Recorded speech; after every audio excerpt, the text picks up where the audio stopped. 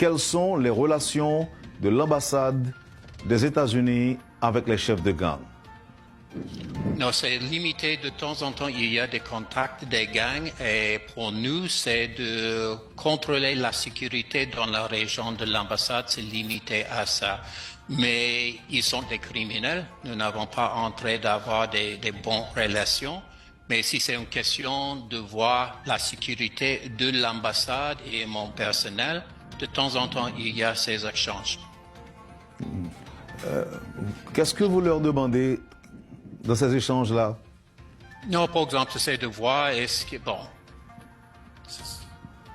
il y a des actions dans notre région et même dans les derniers jours, l'ambassade et les bâtiments de l'ambassade étaient touchés par les balles, les voitures de l'ambassade étaient touchées par les balles.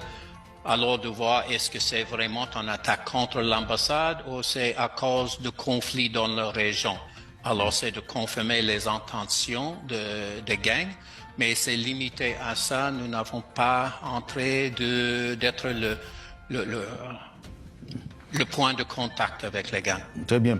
Monsieur l'ambassadeur, est-ce que quand les chefs de gang doivent recevoir des journalistes américains, est-ce que vous les appelez pour leur demander un cessez-le-feu?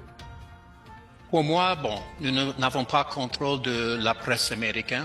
Depuis longtemps, j'étais préoccupé de voir ces journalistes qui veulent parler avec les membres de gang, les leaders de gang, parce que je pense que ça donne un certain privilège à eux qui n'est pas mérité.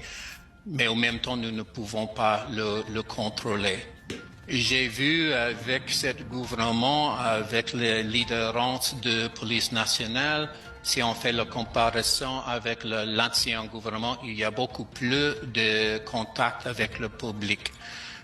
Quand j'étais ici, quand je suis arrivé en mars, j'ai vu il y avait ces entrevues avec les leaders des gangs, mais en effet, les leaders du gouvernement n'étaient pas disponibles pour les journalistes, ce n'est pas le cas maintenant. Alors pour moi, il y a un certain risque de privilégier, de donner en plateforme aux leaders des gangs, mais nous n'avons pas contrôle de nos journalistes.